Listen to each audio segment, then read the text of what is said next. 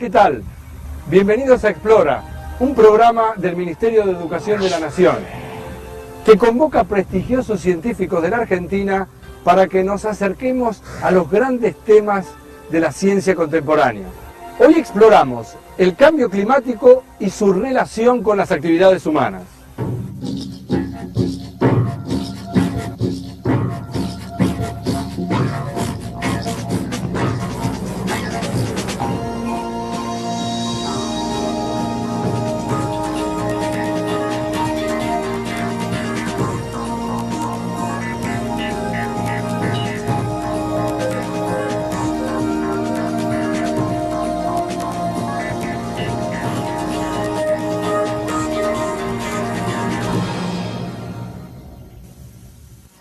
En los últimos años se ha hablado frecuentemente del cambio climático. Es más, es un tema que está instalado en la sociedad.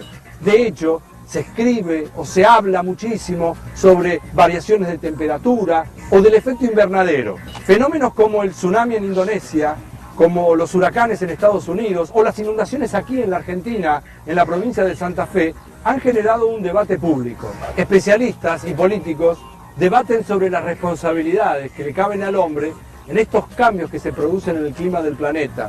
Y naturalmente estos cambios afectan el normal desarrollo de todas las formas de vida.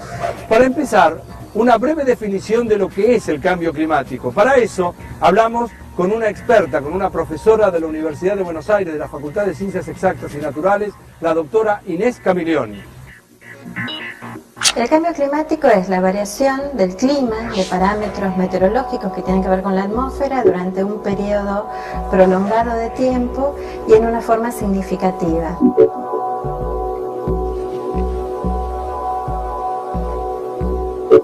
Que sea un fenómeno persistente involucra que dure durante un cierto periodo de tiempo, de al menos algunas décadas, y que sea significativo quiere decir que por algún método estadístico apropiado hay que demostrar que estas variaciones realmente están mostrando cambios o diferencias notables con respecto a algún momento pasado.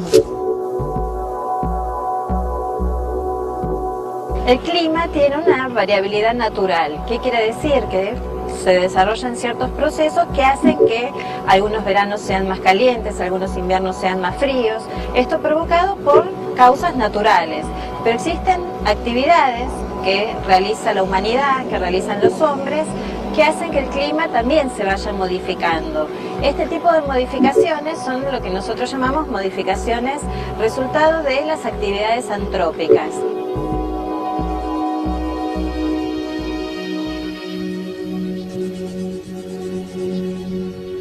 Entre las acciones del hombre que modifican el clima se pueden distinguir dos causas principales. La primera tiene que ver con el reemplazo de las superficies naturales por superficies construidas, por ciudades, por embalses, o el reemplazo también de coberturas vegetales a través del proceso de deforestación.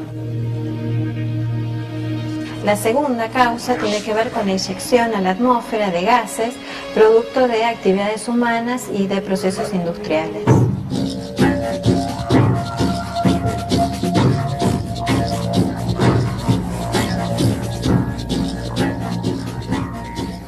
Varios organismos internacionales debaten con preocupación sobre cuál es la relación que hay entre la acción del hombre y los cambios de clima que se han observado en el planeta en las últimas décadas. Un ejemplo reciente es la 10ª Conferencia Internacional sobre Cambio Climático que se hizo sobre fines del año 2004 en Buenos Aires y que concitó la presencia de 140 países y organizaciones no gubernamentales. Aprovechemos ahora para ver cuáles son los cambios climáticos que se han registrado en los últimos tiempos. En los últimos años se produjeron cambios climáticos concretos, como el aumento de la temperatura media global de 0,6 de grado en los últimos 150 años, cambios en los niveles de precipitación, esto significa aumentos en la lluvia en algunos lugares y descensos en otras, retroceso en la mayor parte de los glaciares del mundo. Lo importante de estos cambios es que se produjeron en un periodo de tiempo suficientemente corto que nos permite descartar muchos de los factores naturales que citamos previamente que tenían que ver con procesos geológicos o astronómicos. Y es por este motivo que todos estos cambios pueden ser en gran medida asociados a las acciones humanas sobre el clima.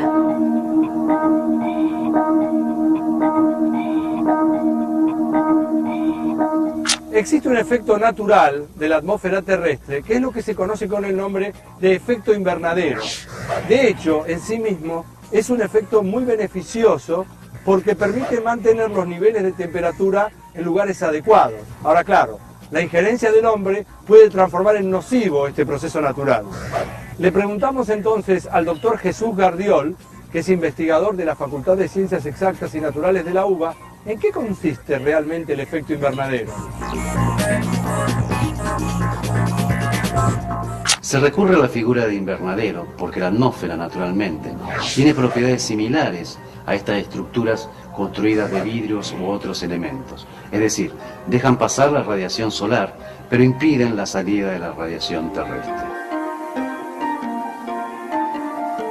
De este modo, la mayor parte de la radiación es absorbida por la atmósfera y por la superficie de la Tierra, y una ínfima parte es reflejada al espacio exterior. Al mismo tiempo, tanto la atmósfera como la superficie de la Tierra emiten energía que es absorbida por los diferentes gases que componen la atmósfera. Este efecto de invernadero es el que hace que la temperatura de la superficie de la Tierra sea más alta que si no existiese la atmósfera. Existen gases de invernadero como el óxido nitroso, el dióxido de carbono, el vapor de agua o el metano, que son componentes naturales que hacen que la atmósfera retenga la radiación terrestre. Este efecto natural se potencia y se hace perjudicial con la actividad humana que emiten gases de invernadero, logrando que haya una mayor concentración de dichos gases. Como consecuencia, la radiación saliente es cada vez menor y esto hace que la temperatura de la superficie aumente. Entre las actividades responsables de emitir este tipo de gases, podemos mencionar la quema de combustibles fósiles, la deforestación, la agricultura y la ganadería. La Convención Marco de las Naciones Unidas sobre Cambio Climático, que se hizo en el año 1992, sirve como parte de una serie de acuerdos que tienen los países que se reúnen para discutir sobre este problema. Unos años después, en el año 1997, se hizo el Protocolo de Kioto en Japón, y lo que se pretendió es establecer límites más precisos sobre la emisión de gases de efecto invernadero.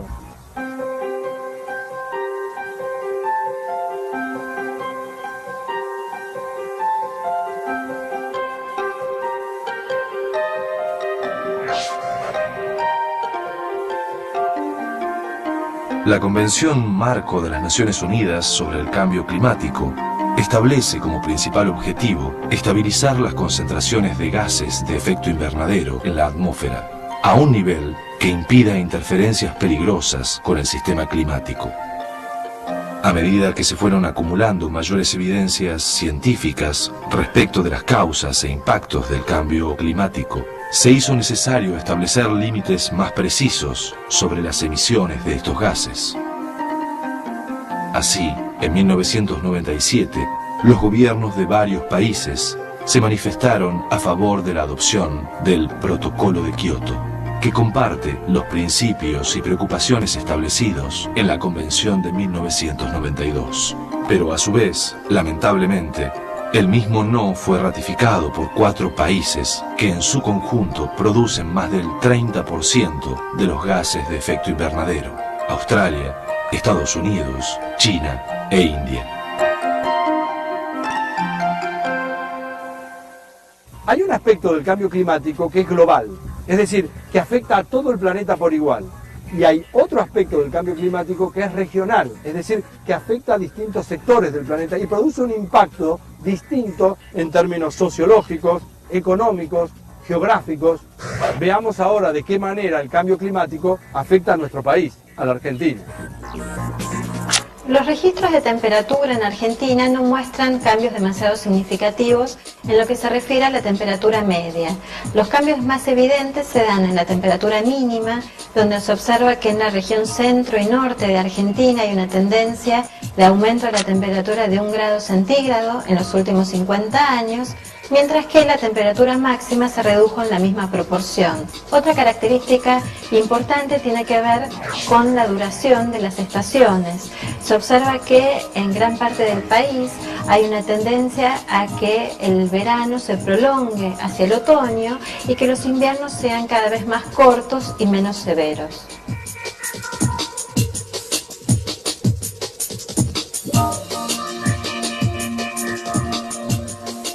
A diferencia de lo que ocurre con la temperatura, la precipitación es una de las variables meteorológicas con cambios más evidentes en Argentina. En particular, en la región centro y norte de Argentina se registra un aumento de la lluvia del 23% durante el último siglo. Esto es especialmente evidente en los caudales de los grandes ríos de la Cuenca del Plata. Esto es el río Paraná, el Uruguay, el Paraguay, que muestran una tendencia a mayores caudales durante los últimos años. No solo se observa un aumento en los caudales medios de estos ríos, sino que también hay una mayor frecuencia en los caudales extremos, dando en esta región una mayor vulnerabilidad a la ocurrencia de inundaciones.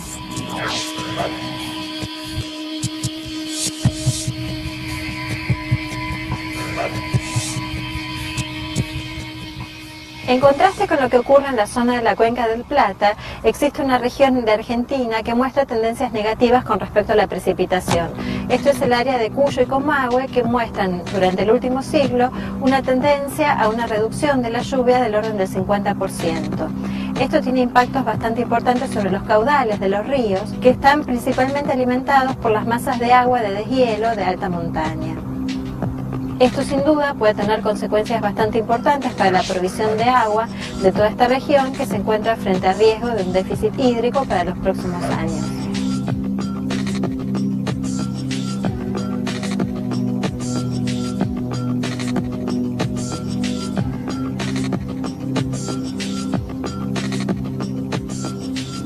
Otro cambio significativo está vinculado con la modificación del nivel del río de la Plata. En el último siglo, en el puerto de Buenos Aires, el nivel del río aumentó 17 centímetros. En los últimos años aumentó la frecuencia de vientos del este sobre el estuario del río de la Plata y también aumentó la frecuencia de ocurrencia de sudestadas. Esta situación pone en riesgo de mayor frecuencia de inundaciones a toda la franja costera del área metropolitana y también aumenta las posibilidades de erosión en toda la zona costera. En el próximo bloque de Explora vamos a analizar las inundaciones que ocurrieron en Santa Fe, en nuestro país, en el año 2003. De hecho, vamos a ver cómo una verdadera catástrofe nos enseñó a pensar cómo se puede modificar la vida en función de un desastre natural. Pero al mismo tiempo vamos a pensar y a entender cómo lo social y lo político tuvieron una incidencia tan fuerte que produjeron consecuencias mucho peores que las meramente naturales.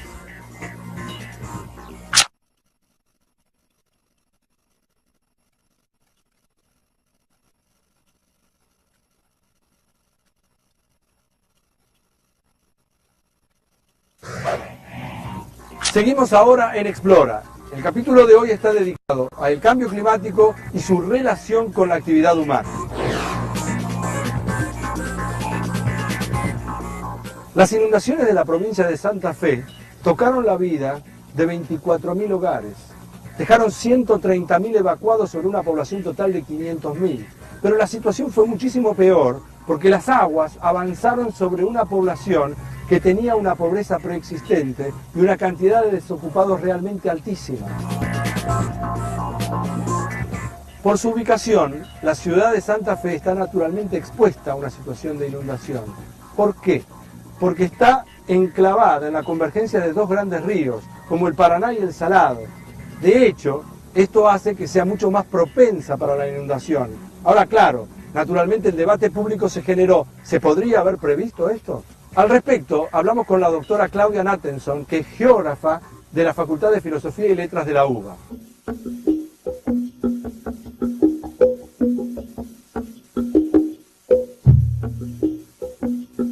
Hemos tenido inundaciones catastróficas en el litoral argentino, importantes en el año 82-83, en el año 92, en el año 98, y parecía que la inundación del 2003 de Santa Fe solo viene a confirmar que no es posible hacer nada, porque es natural, y no es así.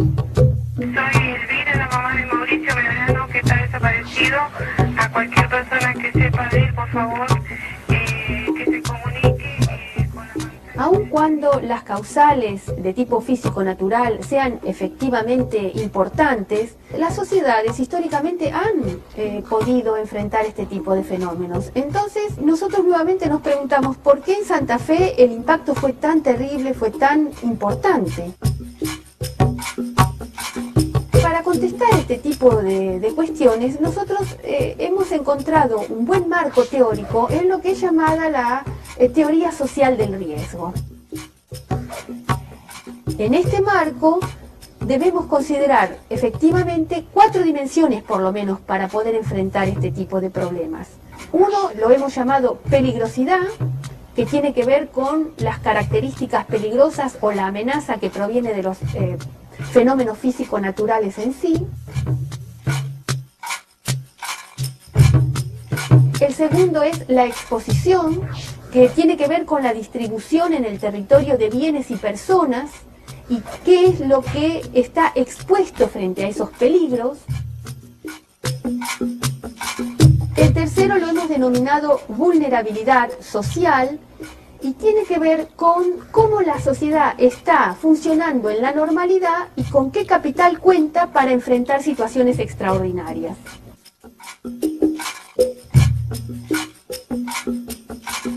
Existe una cuarta dimensión que hemos denominado incertidumbre, que se trata de aquellos aspectos desconocidos del problema en cuestión, para los cuales ni la ciencia ni la técnica tiene respuestas en la actualidad.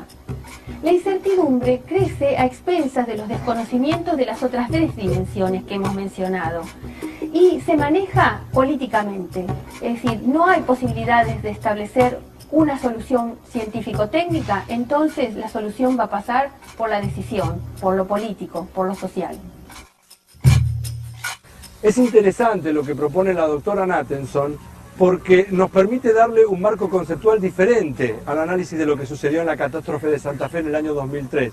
No solamente hay que analizar los agentes naturales, eso está bien, sino que también hay que pensar en lo que ella llama la teoría social del riesgo, es decir, la peligrosidad, la incertidumbre, la disposición, la vulnerabilidad social. Estas son 4 dimensiones diferentes que nos permiten abordar el problema de una manera distinta.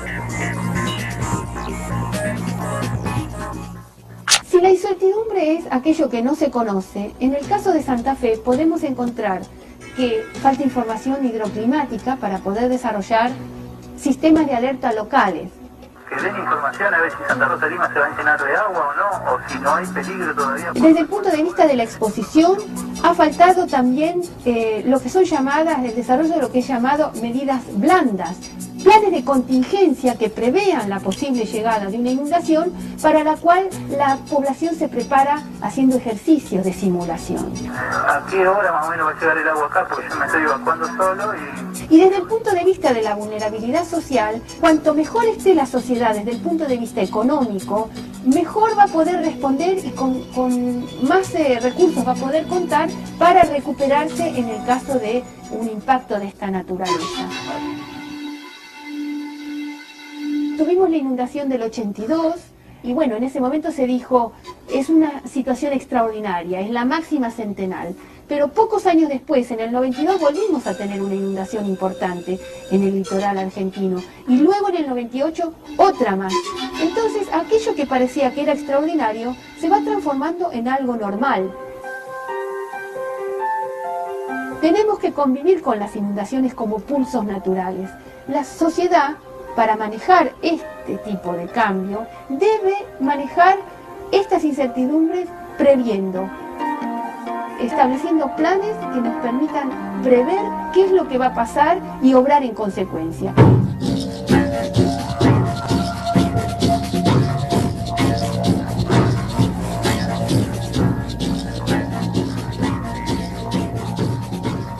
Dentro de las ciudades tienen lugar procesos atmosféricos locales, es decir, que son propios de las grandes orbes, de las grandes ciudades. Y quiero comentarles algunas de las causas para que esto suceda. Por ejemplo, el reemplazo de los suelos naturales por suelos construidos, o la generación de residuos, o la liberación de lo que se llama calor antropogénico, es decir, el calor generado por la actividad humana. Estos procesos atmosféricos, que como ya dijimos son típicos de las grandes ciudades, conforman en su conjunto un fenómeno que se llama la isla urbana de calor.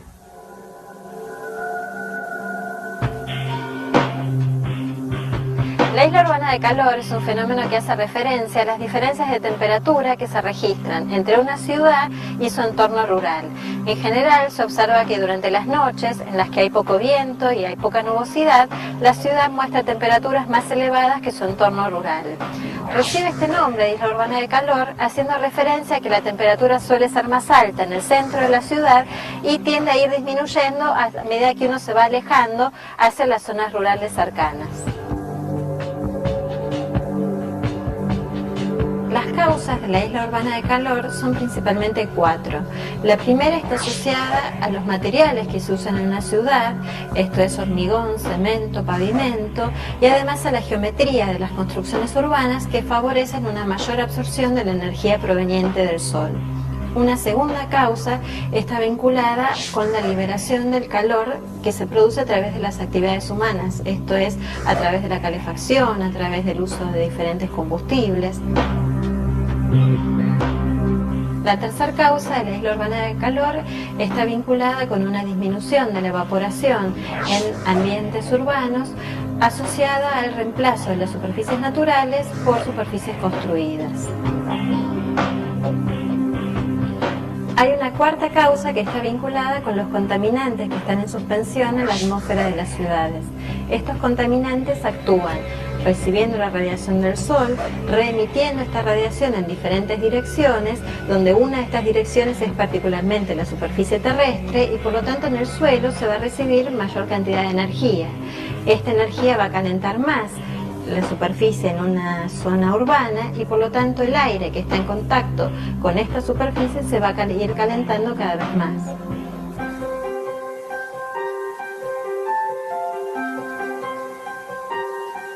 La intensidad de la isla de calor se evalúa como la diferencia entre la temperatura medida en el centro de la ciudad y la temperatura medida en una localidad rural cercana. Los factores que determinan la intensidad de la isla de calor son factores meteorológicos como la nubosidad y la velocidad del viento, factores asociados a la estructura de la ciudad, esto es el tamaño de la ciudad y la población, o factores que están vinculados con la época del año y la hora del día. Normalmente la máxima intensidad que se registra en la isla de calor es algunas horas después de la puesta del sol, normalmente entre 4 y 6 horas, y la mínima intensidad suele registrarse durante las horas del día.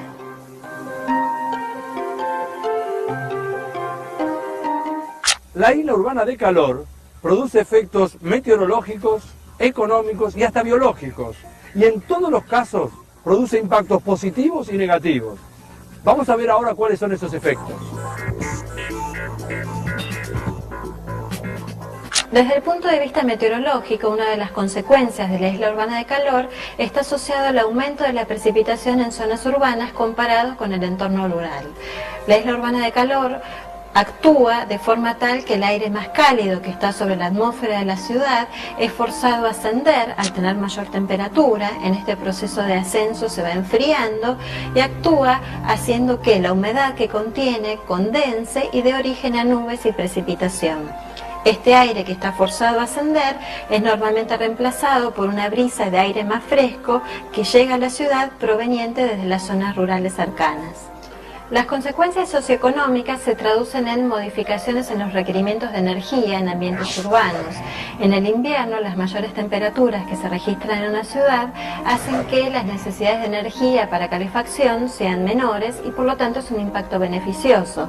Pero como contraparte, durante el verano, mayores temperaturas van a estar asociadas a un mayor requerimiento de energía para aumentar la refrigeración. Uno de los impactos negativos de la isla urbana de calor está asociado a los efectos sobre la salud. En esta figura se presenta la evolución del número de muertes en la ciudad de Buenos Aires en función de los valores de la temperatura. Lo que se observa es que a medida que la temperatura aumenta, el número de muertes va disminuyendo porque hay menor riesgo de enfermedades cardiovasculares y respiratorias.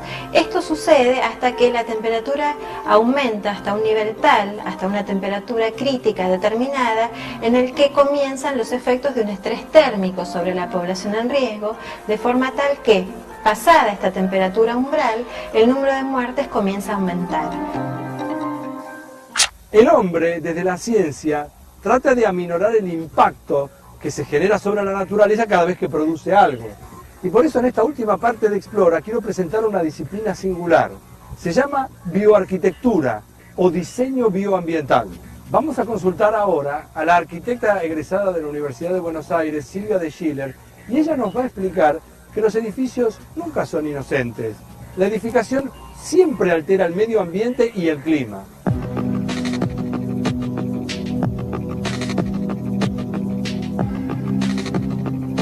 Si la arquitectura es capaz de desarrollarse en común acuerdo con la naturaleza, es un aporte que la arquitectura puede hacer al ambiente y a la sociedad consecuentemente.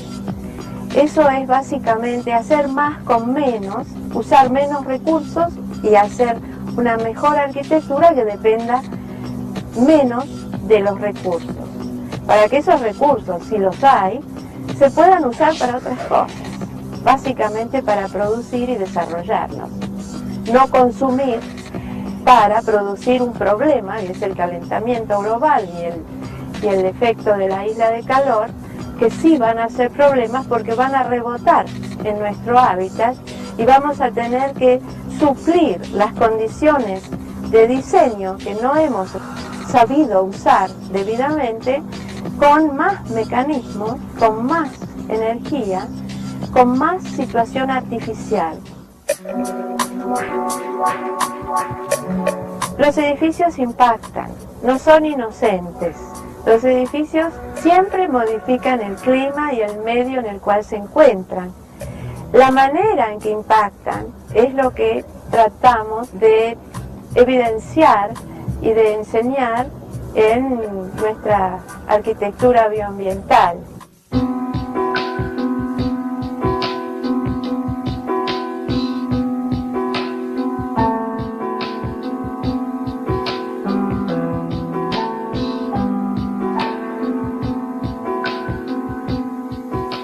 Los edificios que requieren calefacción o refrigeración artificial en realidad afectan notable y negativamente lo que se conoce con el nombre de microclima urbano.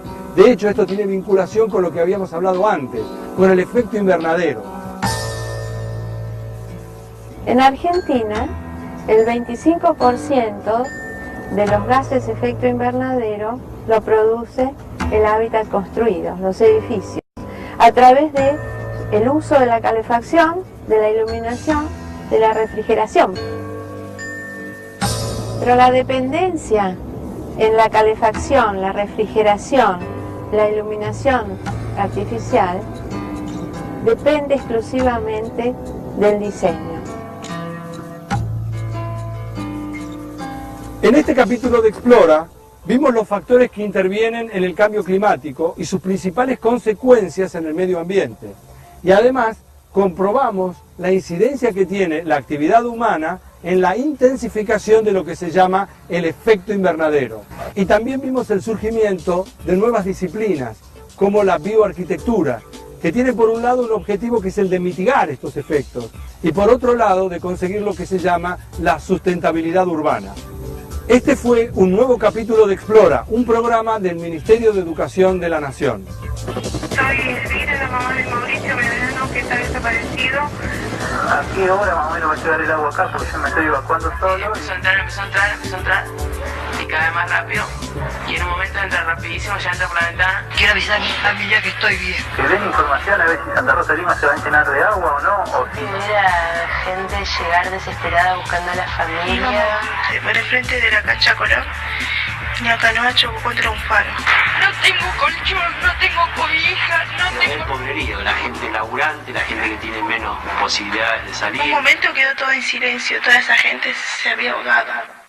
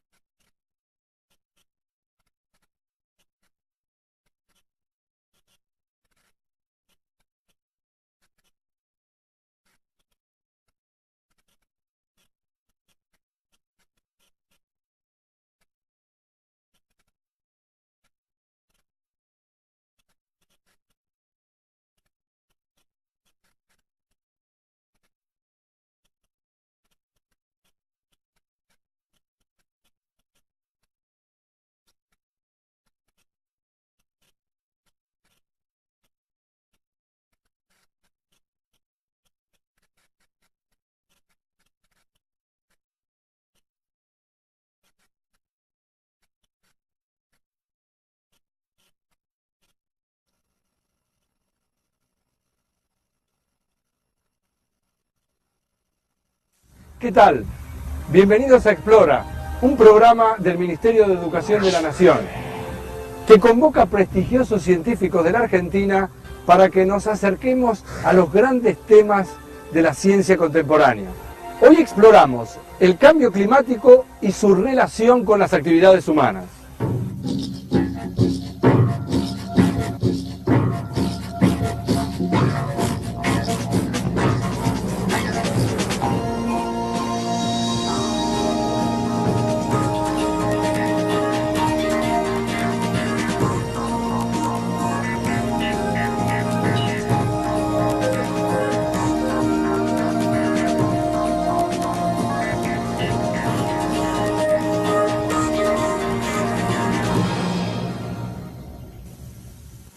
En los últimos años se ha hablado frecuentemente del cambio climático. Es más, es un tema que está instalado en la sociedad. De hecho, se escribe o se habla muchísimo.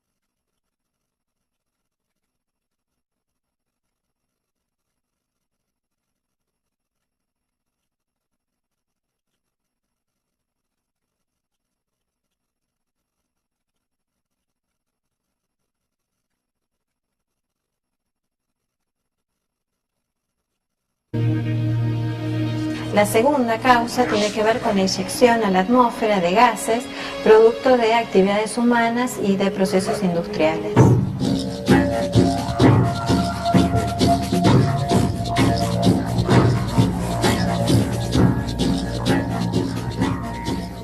Varios organismos internacionales debaten con preocupación sobre cuál es la relación que hay entre la acción del hombre y los cambios de clima que se han observado en el planeta en las últimas décadas.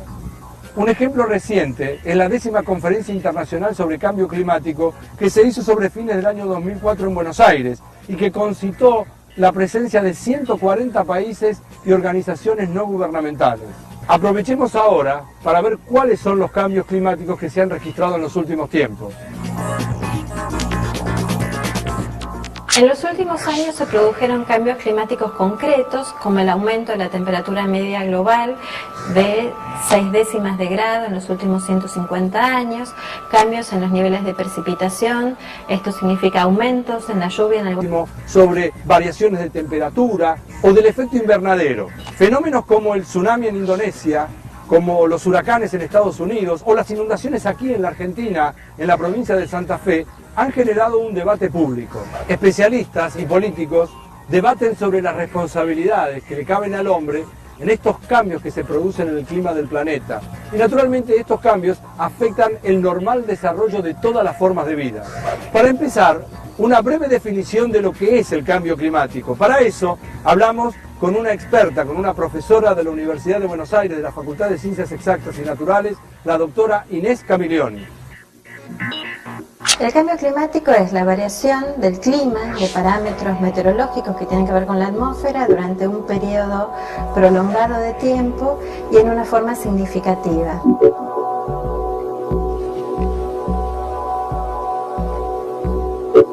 Que sea un fenómeno persistente involucra que dure durante un cierto periodo de tiempo, de al menos algunas décadas, y que sea significativo quiere decir que por algún método estadístico apropiado hay que demostrar que estas variaciones realmente están mostrando cambios o diferencias notables con respecto a algún momento pasado. El clima tiene una variabilidad natural. ¿Qué quiere decir? Que se desarrollan ciertos procesos que hacen que algunos veranos sean más calientes, algunos inviernos sean más fríos. Esto provocado por causas naturales.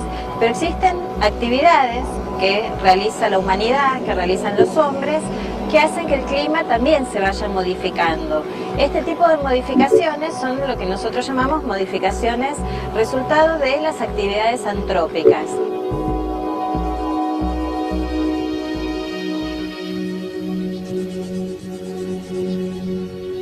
Entre las acciones del hombre que modifican el clima se pueden distinguir dos causas principales. La primera tiene que ver con el reemplazo de las superficies naturales por superficies construidas, por ciudades, por embalses, o el reemplazo también de coberturas vegetales a través del proceso de deforestación.